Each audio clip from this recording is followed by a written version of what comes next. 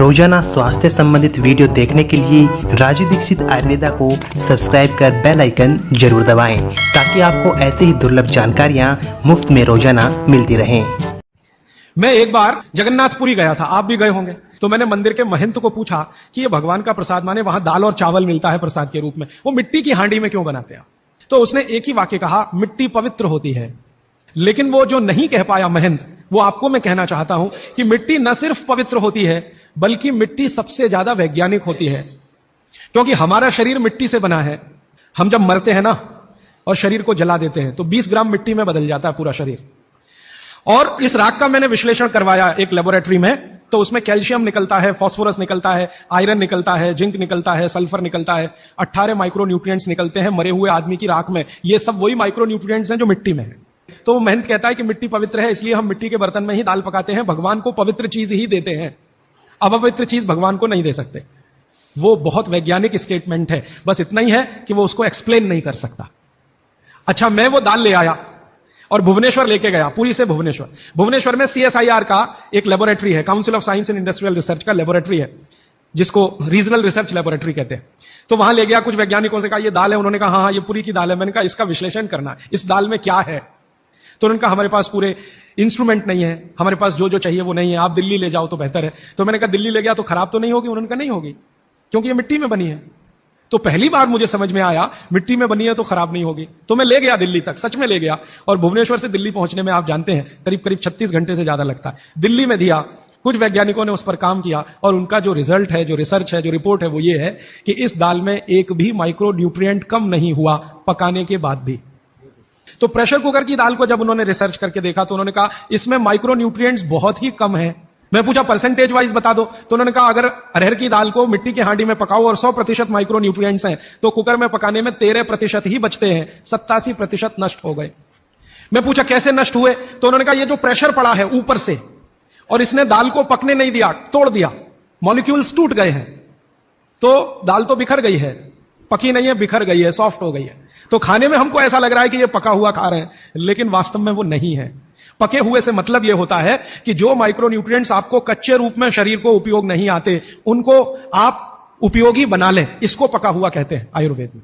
तो उन्होंने कहा कि यह मिट्टी की हांडी की दाल बहुत बहुत क्वालिटी में ऊंची है, बशर्ते कि आपके प्रेशर कुकर की। और दूसरी बात तो आप सभी जानते हैं, वो मुझे सिर्फ रिपीट करनी है कि मिट्टी की हांडी की बनाई हुई दाल को खा लीजिए तो जो उसका स्वाद है वो जिंदगी भर नहीं भूलेंगे आप। इसका मतलब क्या है? भारत में चिकित्सा का और शास्त्र पाक कला का ऐसा विज्ञान विकसित हुआ है जहां क्वालिटी भी मेंटेन रहेगी और स्वाद भी मेंटेन रहेगा। तब मैंने गांव गांव घूमता रहता हूं तो पूछना शुरू किया, तो बोलते हैं लोग कि ज्यादा नहीं 30-40 साल पहले सब घर में मिट्टी की हांडी की दाल थी। मेरी दादी को पूछा तो दादी कहती है कि हम तो जिंदगी भर मिट्टी की दाल ही खाते रहे। तब मेरे समझ में आया कि मेरी दादी को डायबिटीज क्यों नहीं हुआ। तब मुझे समझ में आया उसको घुटने का दर्द क्यों नहीं हुआ। तब मुझे समझ में आया उसके 3200 दांत मरने के दिन तक सुरक्षित थे, क्योंकि हमने उसका अंतिम संस्कार किया। अगले दिन जब राखी लेने गए तो सारे दांत उसके 32 के 32 निकले। तब मेरे समझ में आया कि 94 साल की उम्र तक मरते समय चश्मा क्यों नहीं लगा उसकी आंखों पे, और जीवन के आखिरी दिन तक अपने कपड़े खुद अपने हाथ से धोते हुए मरी थी। यह कारण है कि शरीर को आवश्यक माइक्रोन्यूट्रिएंट्स की पूर्ति अगर नियमित रूप से होती रहे तो आपका शरीर ज्यादा दिनों तक बिना किसी दूसरे की मदद के काम करता है। तो माइक्रोन्यूट्रिएंट्स पूरा सप्लाई मिला दाल में, जो खाई थी उसने मिट्टी की हांडी में पका पका के। और न सिर्फ दाल पकाती थी वो मिट्टी की हांडी में, बल्कि दूध भी मिट्टी की हांडी में पकाती थी, घी भी मिट्टी की हांडी से ही निकालती थी, दही का मट्ठा भी मिट्टी की हांडी में ही बनता था। अब मेरे समझ में आया कि हजारों साल से मिट्टी के बर्तन क्यों इस देश में आए। हम भी एल्यूमिनियम बना सकते थे। हिंदुस्तान में बॉक्साइट के खजाने भरे पड़े हैं, कर्नाटक बहुत बड़ा भंडार, तमिलनाडु, आंध्र प्रदेश बॉक्साइट के बड़े भंडार हैं। हम भी बना सकते थे, अगर बॉक्साइट है तो एल्यूमिनियम बनाना कोई मुश्किल काम नहीं है, लेकिन हमने नहीं बनाया क्योंकि उसकी जरूरत नहीं थी। इसलिए कुम्हारों की एक पूरी की पूरी जमात इस देश में खड़ी की गई कि तुमको भैया मिट्टी के ही बर्तन बनाने हैं। माने तुमसे बड़ा वैज्ञानिक कौन? अब ये कुम्हार जो इतने बड़े वैज्ञानिक हैं इस देश के, जो मिट्टी के बर्तन बनाकर हजारों साल से दे रहे हैं हमारे स्वास्थ्य की रक्षा करने के लिए, हमने उनको नीची जाति बना दिया। हम कैसे मूर्ख लोग, ये ऊंचा नीचा हमने डाल दिया इस देश में, इसी ने देश का सत्यानाश कर दिया। अगर प्रेशर कुकर की कंपनी जो बना रही है प्रेशर कुकर वो ऊंचा आदमी है तो ये कुम्हार नीचा कैसे हो गया? जो सबसे बड़ा वैज्ञानिक काम कर रहा है, मिट्टी के बर्तन बना बनाकर आपके माइक्रो न्यूट्रिएंट्स को, आपके सूक्ष्म पोषक तत्वों को कम नहीं होने देने के लिए मिट्टी का सिलेक्शन करता है। वो आपको मालूम है, हर एक मिट्टी से बर्तन नहीं बनते। एक खास तरह की मिट्टी है, वही बर्तन बनाने में काम आती है। और एक खास तरह की मिट्टी है जो हांडी बनाती है, दूसरे खास तरह की मिट्टी में कुल्हड़ बनता है, तीसरे खास तरह की मिट्टी में कुछ और बनता है। ये मिट्टी को पहचानना कि इसमें कैल्शियम ज्यादा, इसमें मैग्नीशियम ज्यादा, इसलिए हांडी इससे बनाओ, और इसमें कैल्शियम मैग्नीशियम कम है इसलिए इसका कुल्हड़ बनाओ, ये तो बहुत बहुत बारीक और विज्ञान का काम है। ये सब कुम्हार कर रहे हैं, हजारों साल से कर रहे हैं, बिना किसी यूनिवर्सिटी में पढ़े हुए कर रहे हैं। तो हमें तो वंदन करना चाहिए, उनके सामने नतमस्तक होना चाहिए। कितने महान लोग हैं। दुर्भाग्य से सरकार की कैटेगरी में वो बैकवर्ड क्लास में आते हैं। और सबसे मजे की बात कि ये हांडी जब खत्म होगी, माने इसकी लाइफ पूरी हो जाएगी, तो ये हांडी फिर मिट्टी में मिल जाएगी और फिर वही मिट्टी से हांडी बन जाएगी। दुनिया में ऐसी कोई वस्तु नहीं है। प्रेशर कुकर के बारे में तो नहीं कह सकते आप, बायोडिग्रेडेबल है। तो आप भी कर लीजिए ये काम, प्रेशर कुकर निकालिए, मिट्टी की हांडी ले आइए। तो आप कहेंगे जी दाल देर में पकेगी, सिद्धांत ही वही है दाल का, तो जो देर में खेत में पकी है वो देर में घर में भी पकेगी। आप कहें जी मिट्टी की हांडी के बाद अगर कोई चीज है, तो हमारे यहां एक मेटल बनता है जिसको आप लोग कहते हैं एलॉय है, कांसा। तीसरा सबसे अच्छा माना जाता है पीतल।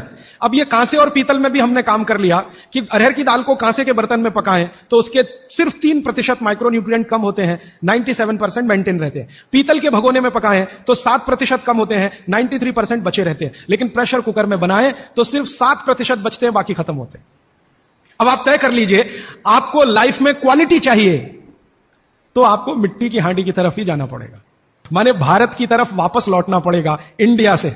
अभी हम हैं इंडिया में, जो बनाया अंग्रेजों ने या बना दिया अमेरिकियों ने, इस इंडिया से निकल के भारत की यात्रा करनी पड़ेगी। और मैंने पिछले 1-2 वर्षों में ये बातें गांव गांव में कहना शुरू किया है, तो इसका परिणाम पता है क्या, कि कुम्हारों की इज्जत बढ़ गई है गांव में।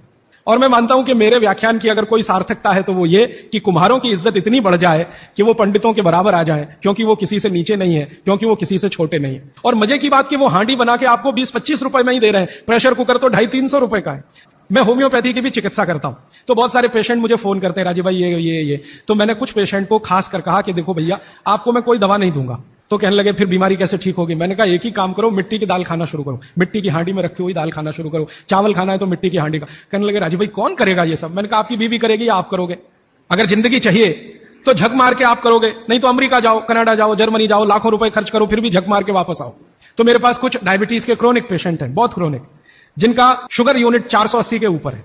ऐसे 100 से ज्यादा पेशेंट, वो 8 से 9 महीना हो गया नियमित रूप से मिट्टी की दाल और मिट्टी का चावल, माने हांडी की दाल और हांडी का चावल, हांडी की खिचड़ी नियमित रूप से खा रहे हैं। और अब तो उन्होंने मिट्टी का तवा भी ले आया अपने घर में रोटी बनाने के लिए। बाजरे की रोटी बहुत अच्छी बनती है इस मिट्टी के तवे पे, तो रोटी भी उसी की खा रहे हैं। 8 महीने के बाद सबका शुगर टेस्ट किया है तो 480 यूनिट वाला अभी 180 यूनिट पे है, बिना किसी मेडिसिन के, बिना किसी इंजेक्शन के, बिना किसी टॉनिक के। और होम्योपैथी की कोई दवा नहीं दी मैंने उनको। कुछ लोगों को ज्यादा परेशान थे, दवा भी दो, उनको प्लेसिबो दे दिया। प्लेसिबो समझते हैं, खाली गोली, दवा नहीं डाली, तो पेशेंट को लग रहा है कि मैं दवा खा रहा हूं, दवा खा के अच्छा हो रहा हूं। मुझे मालूम है कि वो कोई दवा नहीं है, वो प्लेसिबो है, वो अच्छा हो रहा है उस मिट्टी की दाल खा के, मिट्टी का चावल खा के, मिट्टी की खिचड़ी खा के। रिजल्ट ये है। तब मैंने मान लिया कि बागभट्ट सच में महान आदमी थे। ये एक सूत्र। भाई राजीव दीक्षित जी का यह व्याख्यान अंत तक सुनने के लिए आप सभी का तहे दिल से धन्यवाद। राजीव दीक्षित जी की इस वीडियो को अधिक से अधिक अपने दोस्तों के साथ शेयर जरूर करें, ताकि प्रत्येक व्यक्ति इन दुर्लभ व्याख्यानों का लाभ उठा सके और अपना व अपने परिवार का इलाज बिना दवाइयों के बेहतर ढंग से कर सके।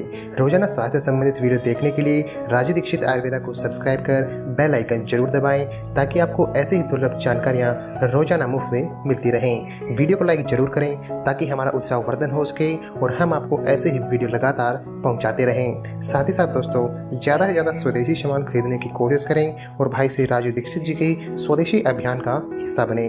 धन्यवाद।